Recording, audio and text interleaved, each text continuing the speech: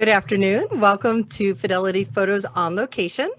This week for Wellness Wednesday, I'm interviewing Claudine Chiarmonte. Claudine is a gifted speaker, coach, and psychotherapist with over 30 years of experience transforming lives. Her ability to create safe space with compassion, humor, and wisdom empowers her clients to transform and create extraordinary lives. Being a catalyst for transformation is at the heart of Claudine's vision. Her journey began at the age of 17, where she utilized both Western and Eastern philosophies to self-discovery. Almost 5 years ago, Claudine experienced a near-fatal car accident, resulting in being immobilized for 9 months and also losing 130 pounds. This life-changing event had her awaken to her purpose, leaving her senior executive position, selling her home, moving out of state, and ending a relationship that did not share a mutual vision. Claudine is a pioneer in bringing positive intelligence to a weight loss maintenance program called Keeping It Off. Claudine is a champion for individuals who have lost over 100 pounds. She empowers them to drop the mental weight, blocking their true worthiness so that they can prosper and be powerful in every aspect of their life. Stay tuned. Her new family podcast, Beyond the Ordinary, is launching in June 2021 on Spotify. So I'd like to share from a personal perspective that Claudine has been my personal coach for over 3 years, going on 4 soon. And together we create transformation. And I believe that she is a huge catalyst for transformation and empowerment in my life. And she has helped me navigate the rough waters of COVID, as well as other things that come up in my life. And today we are going to talk about, I guess it's a treatment modality called positive intelligence that Claudine is a specialist in. And I think it's a great tool to have in your toolbox.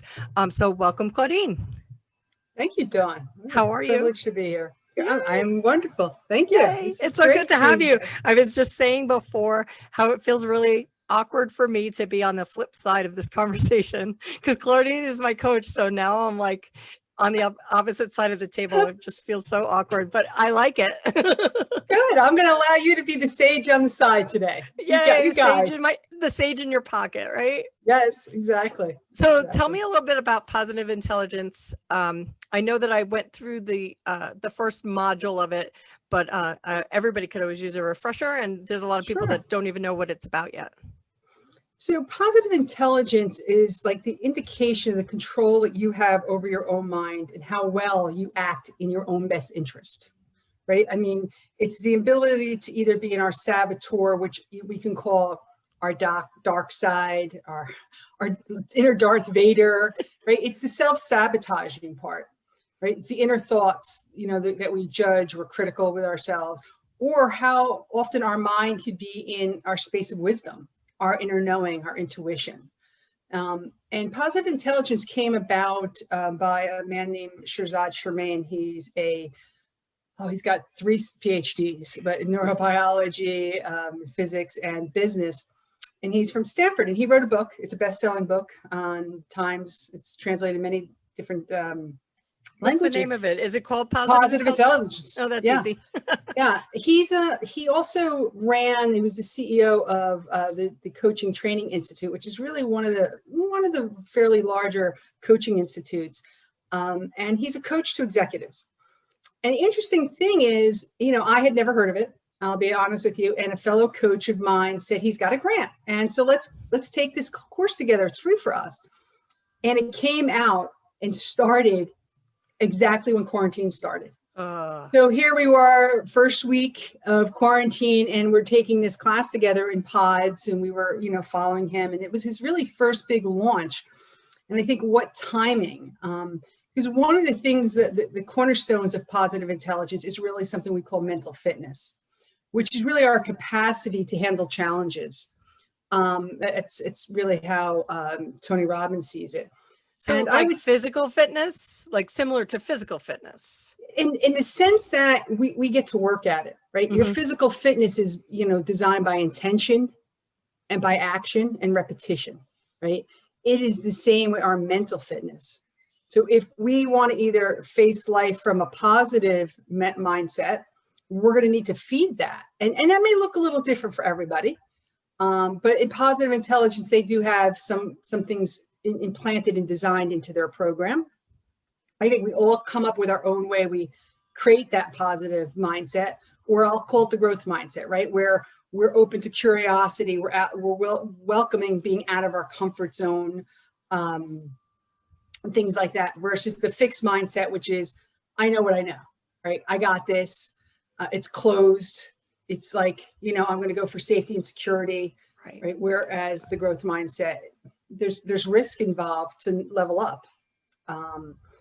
And what I like about it is it gives us a way of looking at ourselves in hopefully a non-judgmental way, right? It's neutral. We look at our thoughts, which is a really popular part of many forms of psychology or coaching, where we're looking at what is our saboteurs? Where do we get hijacked? Where do we self-sabotage? Yeah. Right. I'll share for myself. I'm a woman of weight loss. So my mindset when it came around food, and really my weight for many years of my life, was this. I avoided it. I didn't see it. The avoider. Right. Literally, I didn't even see it dawn in the mirror. I didn't see it. I can remember probably being in my 30s or 40s when I looked at one moment and it was like, oh my God, I'm big. And I was 360 pounds. I was big. Right. And so, yeah, the avoider, right, will postpone conflict, right, would rather have the feel good. Yeah. Exactly, right. And, we often find them as people who procrastinate, but there's a lot of strengths in these saboteurs, but we get to look at, right, how is this getting in the way of the life I want? Am I not getting to the things that I want? I could say I want to be healthy, but if I'm going, I don't see it, or I can get to it later, then my health and my well-being never become my priority. And you had these experiences even before you discovered positive intelligence. Yes. I've been in therapy since I was 17.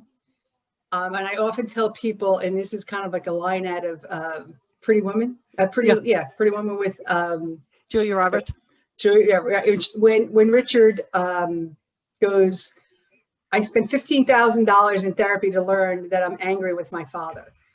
I often say I've probably spent $40,000 to understand the why I eat. I get that it was a source of comfort, control. It was how I stood out in my family. I come from a very thin family culture, right? There's a looking good around beauty and how they had it. And it was my way, and it felt better than some of the chaos I grew up in, right? But I just knew these were my inner voices, right? A lot of shame, judging myself through the cycle. Oh, I ate, now what? And I think positive intelligence gave me a way of understanding, oh, that's when my judge hijacks me and starts going, you don't look good. You shouldn't do that. You should be ashamed of yourself, or, well, look at that person's body. They don't exercise, so why should I, right? So you judge other people and circumstances and ourselves. And as I got into positive intelligence, one of the things that came out for me that I knew, but it was a different way of looking at it, was I'm a stickler. I have a perfectionistic background. So this idea I couldn't get my weight right was such a source of shame for me, and evidence that I really wasn't good enough, right? It was like my evidence, like, see, I can't get this right. But when we really think about perfectionism, it's a self-abusive conversation, right? It's this idea that if things are okay and orderly, that the lie is that then there'll be peace. But it's a lie. There's no peace of mind. Perfectionism as a human is not attainable. So it's something that we'll never achieve. Exactly. But I will say this, Dawn, to a perfectionist, there's no such thing. Like, I agree with you here. Right. Oh, yeah. No, it's easy to say logically, but when you're in it. No, it's like, because I've got the right way, right? And very sensitive to criticism, knowing I have the right way. We do things by the right way. I keep saying that, right? There's a moral compass that is extraordinarily strong in people who are sticklers. And they will do that to the cost of their own peace, the relationships, and they numb out, emotion. So what we do in positive intelligence is say, okay, when is that conversation coming up? Right? We call it hijacking. When that starts to take over and I lose my peace, then, once we have awareness, we have some options. So the positive intelligence kind of gives you the information about who the saboteurs are, so to speak. Like of course it's a component of us, but who the saboteurs are and who the sage is. Yes. And then you start to like practice interrupting, right? Yes. One of the things would be it's self-command muscle, interrupter, so we can do that. Or how can we anticipate? So I'll give you an example. If I'm going to go shopping for clothes, I can anticipate, for me, not for you, that I'm possibly, my judge is going to come up with me and judge and criticize me. My stickler, like, oh, this doesn't look perfect on you, so therefore it's not going to, or my avoider, where I just try it on and like, I don't know, it looks fine. I don't like, I don't really even want to look and be present to what's occurring. So in that space, then what do I want to do? And positive intelligence does something, we call it PQ reps, positive intelligent reps. So this is the gym, the mental fitness gym is a mindfulness, right? You could do it through meditation or some of these other exercises. If we could for a moment, I'll share my favorites. Sure. One of them, some people do this and you could feel, take a few deep breaths, get centered, and you could rub your two fingers together. That gives you like a sense of connected to yourself. Exactly. It creates a different, component in the brain, because when we're in our survival brain, our saboteur brain, right, that's where we're getting really activated, right? It's the fight or flight section of the brain. It's the limbic system, the left side, right? We're motivated through our emotions. So when we go and move into our sage brain, my favorite is this, where you rub your fingers gently down, or you wiggle your toes and try to count them. But you have all of these, there's tons of them. We're just talking about 3. There's probably about 15, 20 different exercises you can do to just, right, what we're looking is to create neutrality and activate, though, our frontal cortex. So the right side you talked about like a trigger, knowing that a trigger would come up based on your history and your prior saboteur, that a trigger for you would be clothes shopping. But a lot of people might not know that at first. That is true, right? And through coaching, we want to create the awareness, right? Where are the saboteurs? So if I was in coaching, be like, well, what would you like to work on today? Right? And someone says, I'm going for a photo shoot. Right? And I'm really anxious, and I don't know what to wear, and I never look good. So exactly, I'd say, so what's the conversations coming up? What's the emotion around that? Because all of that is, right? We're in the survival brain. We're in the saboteur. Everybody has something. Even the most beautiful, in my mind, the most beautiful people still have, I have this or this chin, or everyone has something. Yep. And right, the saboteur brain does create action, but it's for survival, right? And again, it's emotionally driven. And so knowing that and saying, okay, what is it you'd like to have? Well, I'd really like to go in this photo shoot, confident, sexy, however that's showing up for somebody. Right. Okay. So then let's see, what would get in the way? What's the conversations? And you mentioned some of them, right? Oh, my arms, this. Yeah, whatever. There's a million of them that come up. My eyebrows. In the session, do some PQ reps, right? Ground the person to what is occurring in their lives. And one of the things we want to do is explore this outcome that the client wants, but we want it from a sage side. We want it from their inner wisdom, because the other one is going to be survival versus, okay, what's your knowingness about yourself? Right. And we got to shift the brain into that space, activate the frontal cortex, prefrontal cortex, right? This is where our empathy lies. This is where our curiosity, these are the qualities of a sage, your wisdom. We think of our older, wiser self. And one of the first is empathy, right? Yeah. the Well, first I guess stage. empathy would be, I don't want to say the opposite, but maybe the companion of the judge. It is the neutralizer of the judge. Yeah. Okay. All right. It That's, neutralizes. yeah, that makes I sense write, to me. yeah, like, so for me, I have right here, I'm a visual person by nature.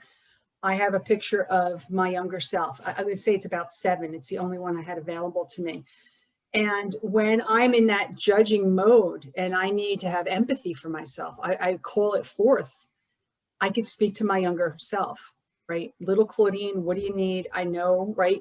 Because when I activate in my fear, in my anxieties, my inner child, so right, soothe. And some people can't do it. I have to tell you, I've worked with people who are like, got no empathy for myself. Oh, That's all yeah. weakness. So often go to their children or their pets, Oh, yeah. That makes sense. right? Or a cause that really invokes that. It's like all of a sudden they go, oh, Yeah. right? Bringing forth the compassion so that we can really move and speak to that, that younger, to the pet, the younger child. What do they need right now? So that's the first stage. The other stage is explore. And we call Explorer. that, yeah, the explorer. This is like the curious anthropologist, right? I'm leaning in because, right, it's that place of like discovery. Ooh, what don't I know? Where we could start to say, without blame and judgment, what could happen here, right? And what is this the neutralizer of which saboteur? Well, it's not that it's a neutralizer of any of them, but it opens up. So if I'm in my victim mode, like no one really talks to me, like Right. I could Yeah. shift that Everything and always be goes like, wrong or everything whatever. goes wrong. I don't get my way. If I can look at something and be like, am I willing to do this differently?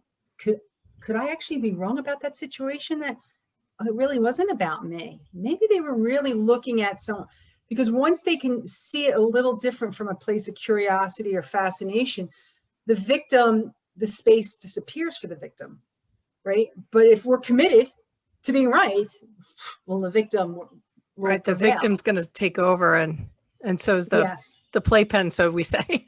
Yes, the, exactly. the pity Exactly. party playpen.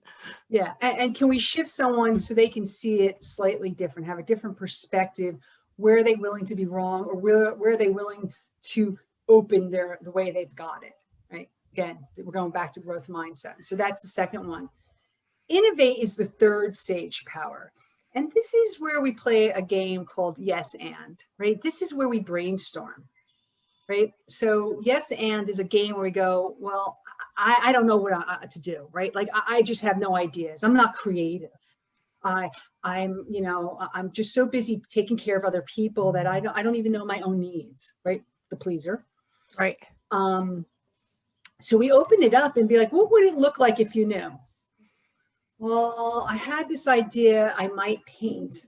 And I go, oh, yes, I like your idea. And you might paint outside, right? You keep expanding and expanding and expanding where more possibilities come in this game. There's no outcomes, there's no right way. It can get pretty outlandish, but it opens up like where people again can see like, oh, the way they had it.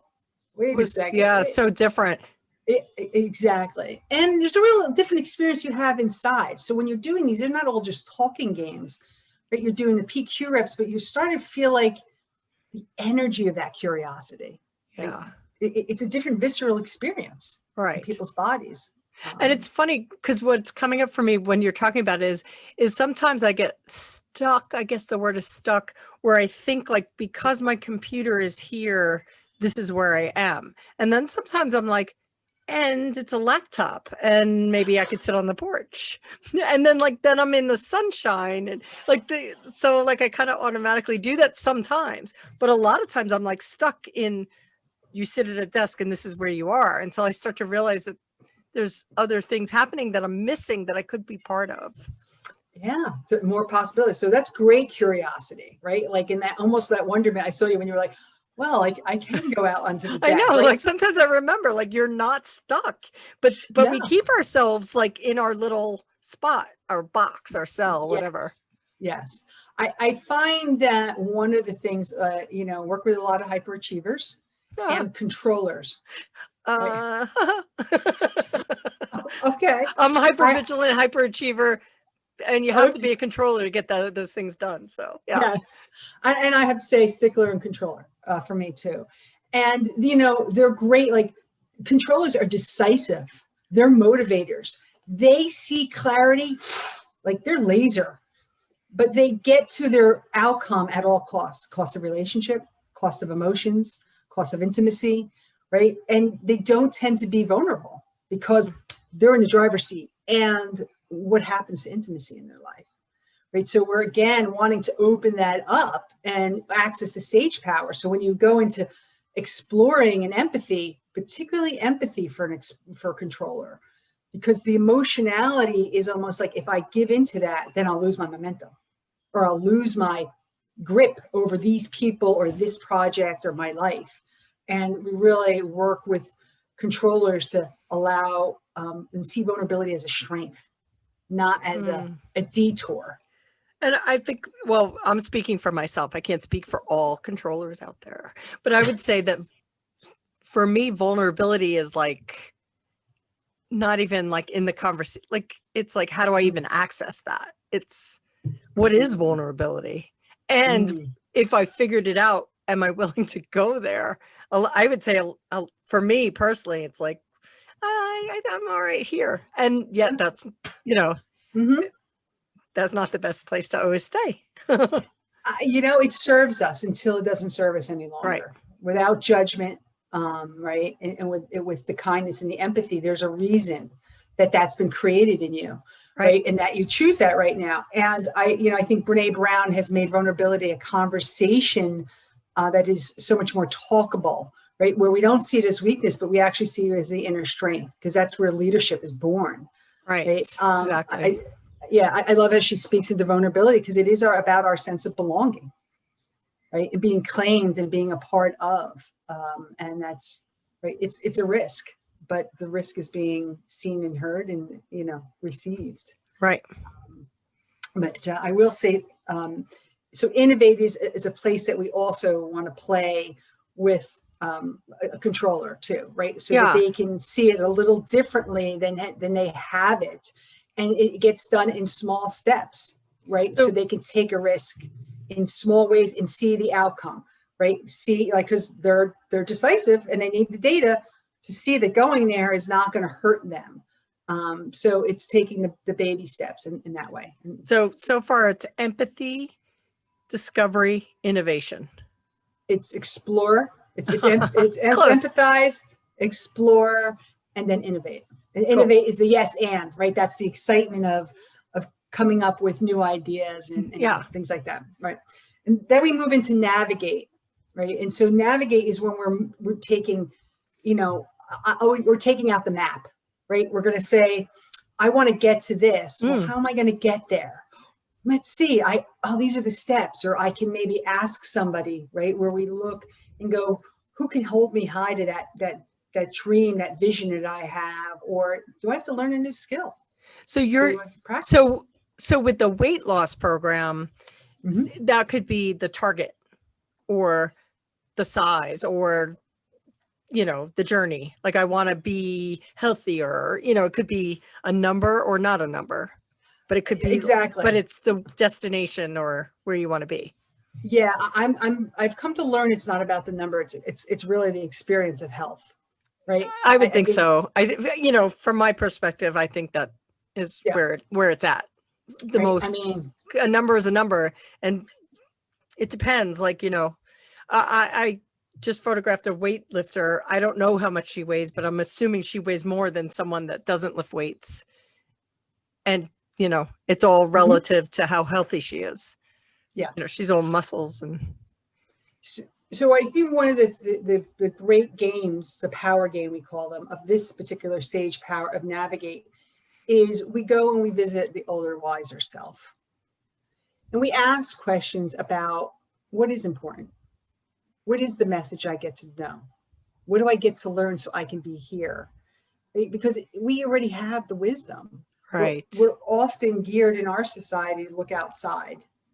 Right? For outside validation or answers. And there's nothing wrong with that, but a lot of us have the knowledge. It's all like but we're not drawing the dots together, or we're not wanting to see it yet.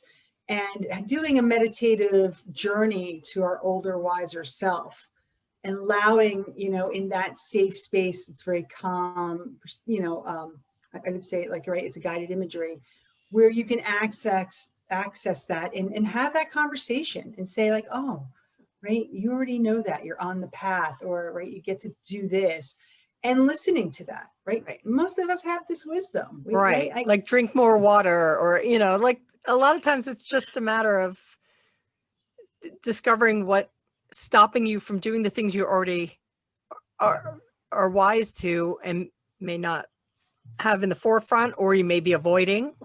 Like exactly. I would say that the wise sage is probably being interrupted by some sort of saboteur we have in place, right? Always. That's exactly what's happening, right? I would say this is a great time to say we're always at choice, right? What mind are we going to listen to? We're always at this place, but awareness is not always availed to us. So, right, the conditioning or automatic is, oh, food, I have this reaction to it, right? Because food is something we all get to live with. Yes.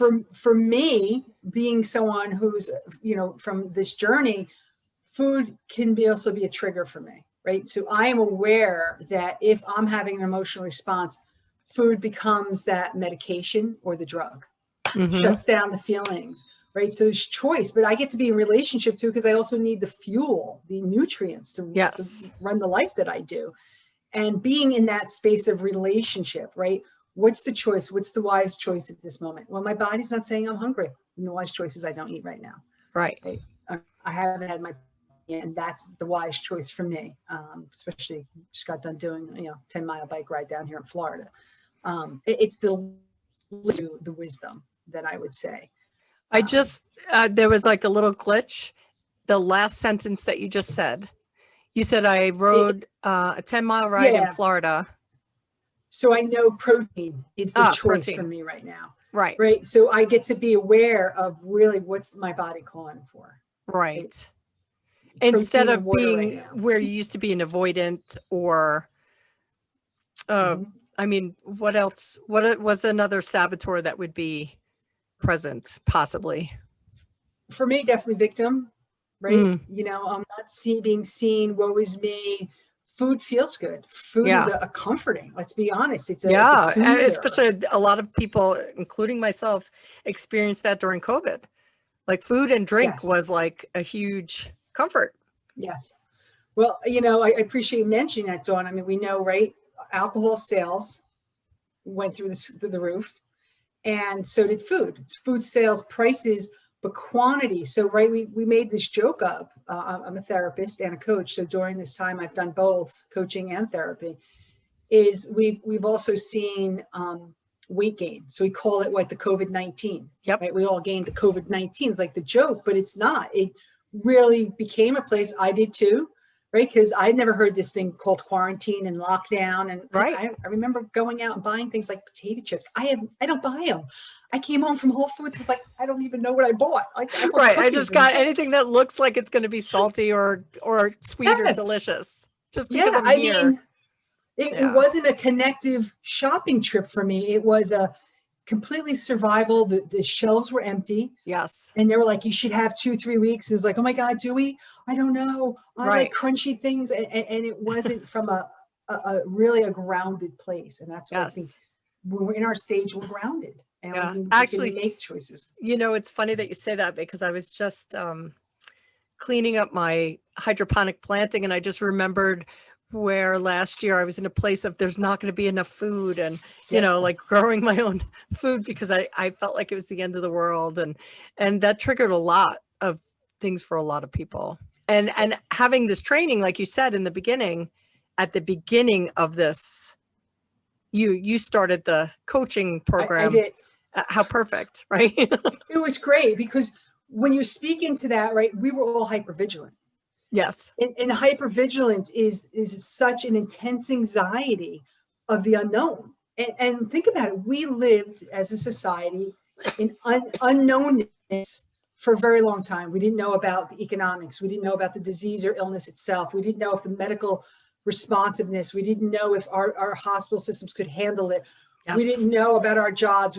Everybody was like, so Yes. it's not uncommon to say drugs and food, right? And baking and the weight gain that would occur, and Yes. anxiety. I think at one point, Dawn, Xanax, which is a very well-known anti-anxiety medication, we ran out of it as a country. Oh my God. I didn't even know that. Yeah. Right. And so you learn things when you're in therapy, like you're a Yeah. therapist. No, that's And crazy. you realize some states had to borrow it from other states, and pharmacies, like, chains had to send it to their other to cover until the manufacturer. Because remember, a lot of things shut down, including manufacturing. Right. They weren't producing some of the drugs that we were used to, or anything. I mean, right, for a while we couldn't even get Lysol wipes. And having, yeah, I know, I remember that. And having the mental fitness, positive intelligence could offset some of that anxiety or all of that anxiety. So you don't need Xanax. Yeah. Yes. So again, going after the lie, life is risky. So Right. the hypervigilant lives like in chronic danger. Yes. But I'll give it, one of their strengths is they're also hyper alert. Now that's actually a good thing. So let me just say something about our saboteurs. All saboteurs have good intention. They're in our lives to serve, protect, and guide us, but they've gone to the extreme. Yes. At a neutral place, it's good to actually have some sticklerness. Yeah. So, says the perfectionist. Yeah. No, Right? but it's true. It's good to be alert that if there's a Exactly. fire alarm going off, that you're going to get up and like exit the building, or you know what I mean? Those things are normal. But what just came up for me when you were talking was my autoimmune. So here I have, an immune system that does an okay job till it decides that it's going to go into that hyper alert and stay hyper vigilant and be on in trauma or, action or alertness all the time. And it's very related. I'm just catching, I don't know why, I'm just catching the mind-body connection right this moment in such a very clear way. Yeah, I have to agree with you on that way, because your body is kind of always in this mode. Yes. Right. Because its beingness believes that allergen, that thing in the air could be danger. So, right, your body starts to activate skin shedding, wherever that may look like for you in autoimmune. And how can you be with your body? So I'd say, yes, it's mindfulness. It's the positive affirmations. It's even being in the conversations with ourselves. And we often don't take the time to be in conversations like, what do you need? Right. What can I tell you today? How can I assure you today? Right. What's especially if you're in the pattern of hypervigilance or hyperachieving or, avoiding, you don't stop. And I guess that's the point of this positive intelligence, is to stop and kind of take a look. Yes. They call it, looking for the gifts and opportunities. Every challenge can be looked at as, or, okay, what's the lesson here? What's the gift of knowledge? What's the gift of wisdom that this is providing me? And can I see it so I can be at choice and be at my intuition? And be like, I remember after my car accident, after I was in ICU, I was in rehab for a long time. And my best friend called me, because I didn't have a phone when I was in ICU. And as they started to bring down my medication, I could start having conversations. And I remember the first thing I said to her is, I got to get the lesson in this. And my family was furious. Like, I was hit by a drug driver. They're like, lesson? There is no lesson. Right? Like they wanted this person to serve time. And I was like, no, this was a lesson in my life. I was burning the candle at both ends. I was driving some days 2.5 hours one way. So I was driving 5 hours a day. Right? I was trying to take care of a very large home after a divorce. Right? Like all this, it was like, the universe was like, you didn't get the message. Exactly. Here you go. Here's the hammer. Yeah. Right? And I didn't see it. I didn't want to stay in victim. Right? I didn't see it as empowering. So I was willing to look for a gift and opportunity and continue now, even in an argument that I may have or disagreement. What's the gift of being wrong and being open to the other perspective. What's the gift of, of wisdom that I can get from the other person when I take down my hands and go, yeah, I'm open to it, right? Again, be empathetic, be curious, because the last stage that we didn't talk about is activate, right? So if we're empathizing, we're exploring and being curious, and then we're looking for ideas how to be innovative, asking, for the just curiosity. Then we ask the older, wiser self, right, and navigate. Then we go to activate. Where's the action, right? We know there gets to be committed action to have results. Right. It's the intention and committed action, and that is that place where we can start to talk about where we're the saboteur. Let's preempt. If I have a plan, right? So I'm going to say, right, this week I'm going to do 100 ounces of water every day. Can I anticipate my saboteurs? Yeah, one be the avoider. Yeah. Like, I'm fine. I'll drink later. Yep, I can do I'll this get afterward. to it. Right. So I've come up with a plan for me. I do a glass of water per session. Oh, that's smart. Right. So it's right on my screen. When I coach and counsel, I don't do it all the time by video. So I can, have my drink, right, and still be present because it's my intention. But knowing where we can intercept our saboteur is empowering for us. Right. So the activate and the action comes after all the other exploring and awareness. Yes. Yeah. Yep. That makes Right. sense. Yeah. And This is. no, I was going to say, and also I'm thinking, like, there's also the flexibility. Like, if this action plan doesn't work, you have the flexibility to switch up one that might. Yes. And as much as we want to preempt our saboteur, we can also start to imagine what our sage response could be to that. So if my avoider is going to come up, my sage can say, yeah, but Claudine, when you fill your cup up, you're better at being present for other people. Right. Right. That's the honest truth. If I'm not feeding myself nutritionally, then how present am I going to be to those I serve? Mm-hmm. So once I know where my saboteurs may hijack me, I can start to also be in a quick moment go, yeah, but I have other choices. Right. So doing some of that pre-work, and we didn't talk about this, but the positive intelligence comes with an app. Right. Shirzad is very proud of that. He has an app that delivers you like a focus of the day, 3, coaching challenges, he calls them. And he has a gym. So you can also build up, your sensory experience. Some people are auditory. There's some are visual. So he has different ways, and some are more kinesthetic. So he's got body oriented stuff. So you're building up ways. It's not just about doing it his way, but you've got to find out your way. Right. And it's I remember that. And it's like throughout the day, you get little reminders to check in, which I think is great. Exactly. Because when you're busy or hypervigilant or avoiding or whatever you're maybe stuck in, even if it is positive, having that interruption helps you to check in where you might, like for me, I'll just keep going. Mm-hmm. Until something stops me. Exactly. And can I ask you sometimes, what are the things that stop you? That's like I hit you with wall. Yeah. So I mean, I have set up like different alerts throughout the day, like it's time to take a walk or don't forget to eat or something like that. But sometimes I can just ignore them and just keep rolling. But I do try to set up timers and things like that. But if I'm in a kind of like an advanced hypervigilant state, the thing that'll stop me is literally my body won't go anymore. Like I'm done. Okay. Like too exhausted, like have to stop. Mm-hmm. And I think that's too late. Yeah. What's the conversation that happens when you see the reminder and you override it?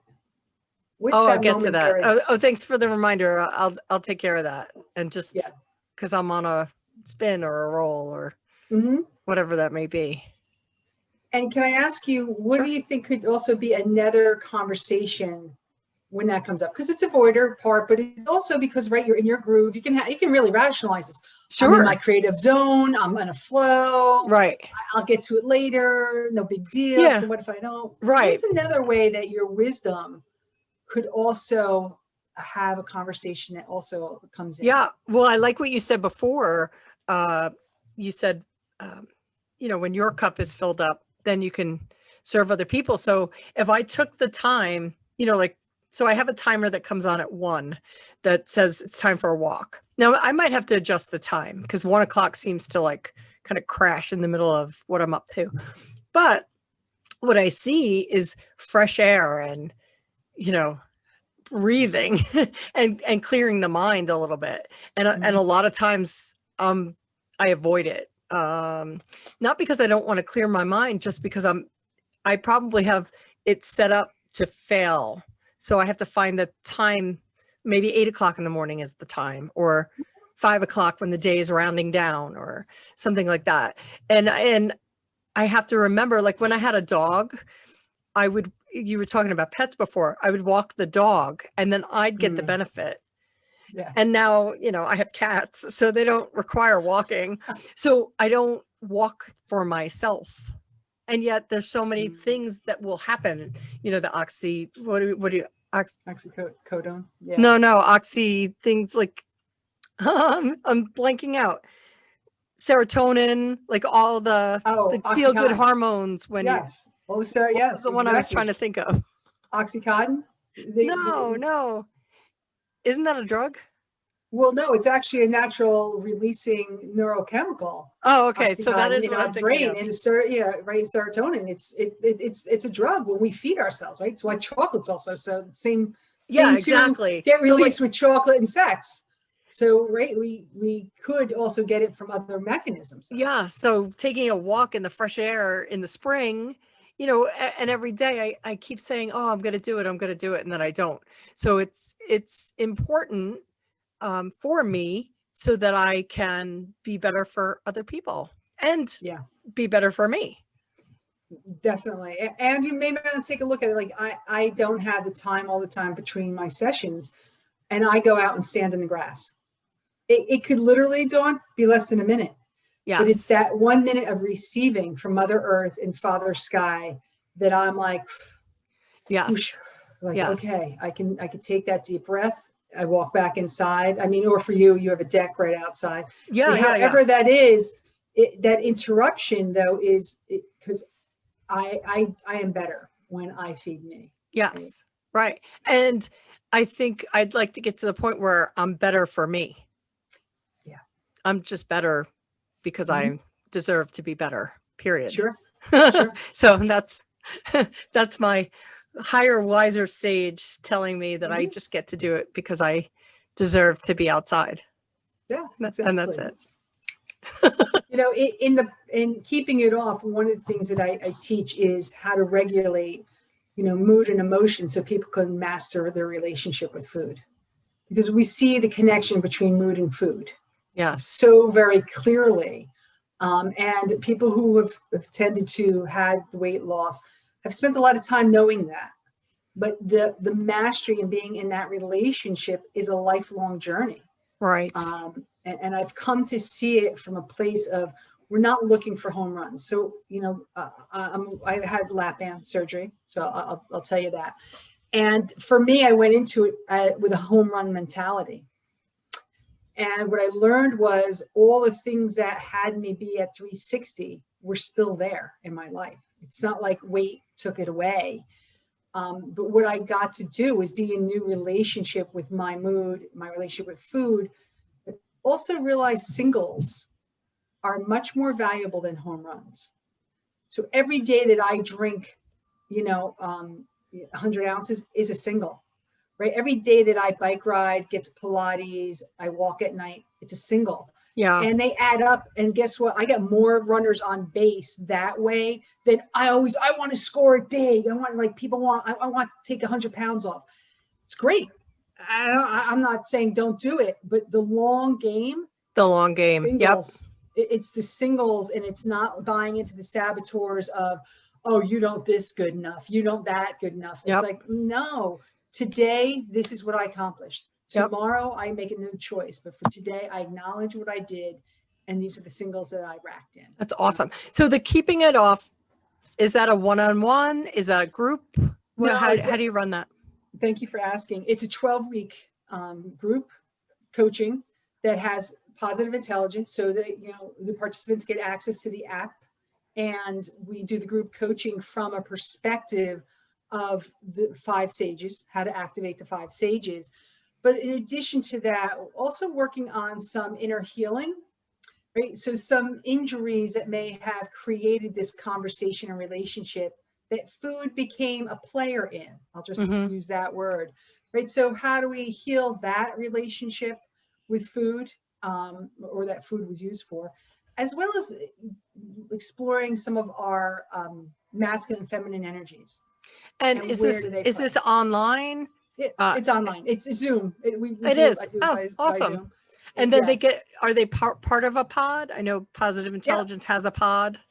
They would remain together as long as they'd like afterwards. So I'm on my 3rd group now, and I think it's a great experience, because what I've found is people who have lost the weight, we know statistically, I'm just going to say this, anywhere from 50 to 90% of people regain weight, even after surgical intervention. And we know that, right? Oh, I'm on the paleo diet. I'm taking this drink, and and they lost 28 pounds. Next time I see them, no, I fell off the wagon, and again, no shame. Right. No, what is going to part be of our journey? Yeah. Yeah, exactly. But what do you want as your long-term goal here? Like, how do you want to embrace health, not in just these 20 pounds I need to get off? So that's the place, is how do we stay in touch with our long-term vision? Not just the immediate gratification of right now, which is very saboteur generated. Right? Yes. And I love the short game, how you're, I do like that. It's like a compound effect. You ever read The Compound Effect, where it's like, each day, if I'm going to walk 10,000 steps every day, well, at the end of the week, that's 70,000 steps.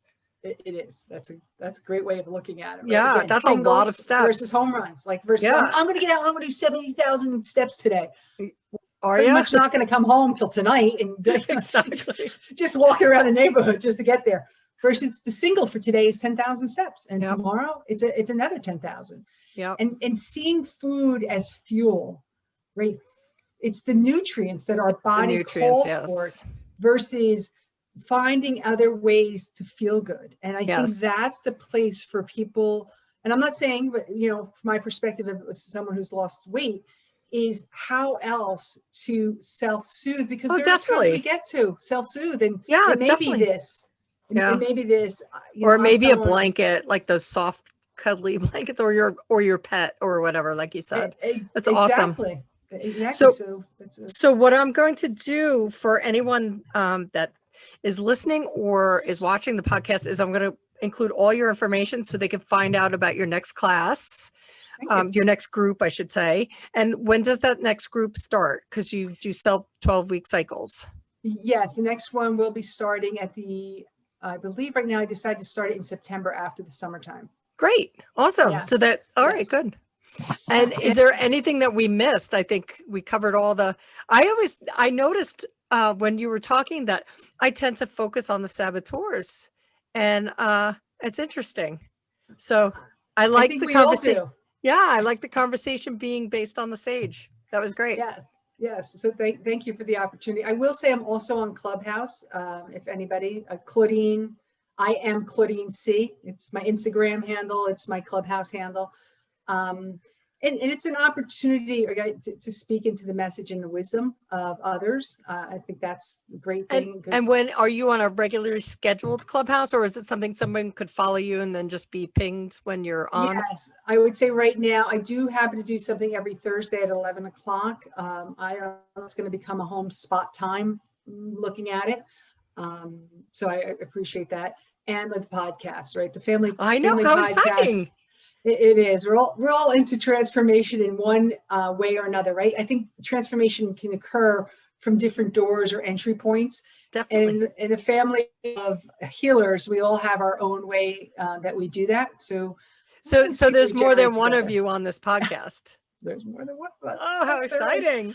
Yes, yes. And I will say it was my brother's idea. So my brother Mark, who Yeah. lives up And in he's New got Jersey, interesting philosophies and teachings and he things. does. He Yeah. does. Powerful Great. team. And you got more? Yes. You got cousins in there? Or? Little cousins. I have a cousin, Michael, who's an author and a transformational trainer, and he's a male fulfillment coach. He works at men Yes, I know mostly. he's got the tribe. Yeah, yes, he's got the in his tribe. tribe. And Christopher DeSanti is our other cousin who's a transformational trainer, coach. He's also right now becoming a cryptocurrency coach. And I he's was really, wondering. I think I saw something recently. Yeah. yes, yes. Wow. And he is a wonderful teacher and student of the Course in Miracles.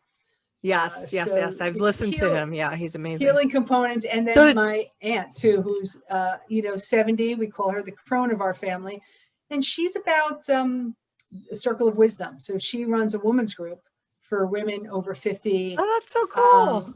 who want to access their empowerment at this age and really start designing their lives for themselves as they transition from either marriage, from raising children, Yeah. career, as they see what's next for themselves and embrace that.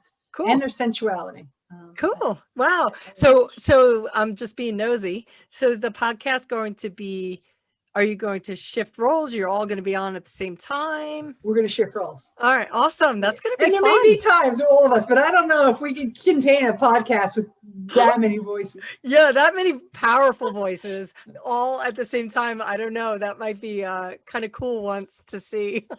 Yeah, so we're gonna dance. I mean, and I think that's neat. That's what life's about, is finding the dance steps that are working for us and not working for us, right? It's neutral, except for what we bring to it. So can we assess what's working and not working? That's and so cool. I love the idea because there's different, you all, I know all of you, which is awesome. And you all bring a different, I don't want to say skill set, a different facet to what is transformation and who is my audience and, what is my angle. And it's great because you can hear something different from each one.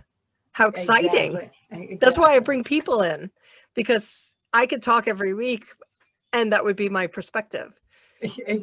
And how great is it to have other, other people and share my inner world with other people. So I have you, and I have the privilege of being with you every week as my coach, but not everybody knows you. So now they get to see why I have you as my coach. Thank you. And I would say to people, if they're open to coaching, because I feel coaching is not fully understood and yet understood in our country, right?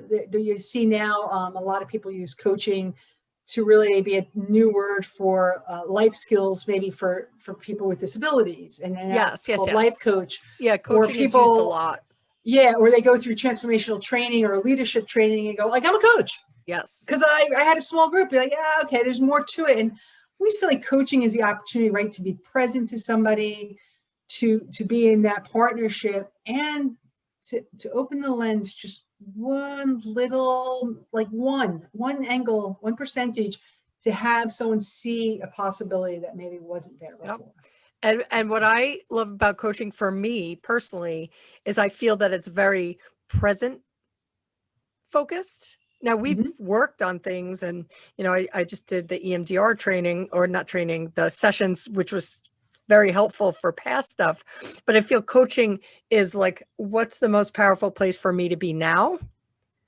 And to move forward, not to be, I guess I used to be stuck in the past, in the victim. And we get to look at like, what's the powerful place? What's the empowering spot? And I think that positive intelligence does that as well. It very much does, right? Like, how do we access and become that future wisdom, right? So who am I today to be there tomorrow? Yes. And again, we're going to go back. There's also committed action, right? So definitely. We have activate. Right. You can't own all day and hope for positive change. You might feel better, but that's not going to achieve your goals, right?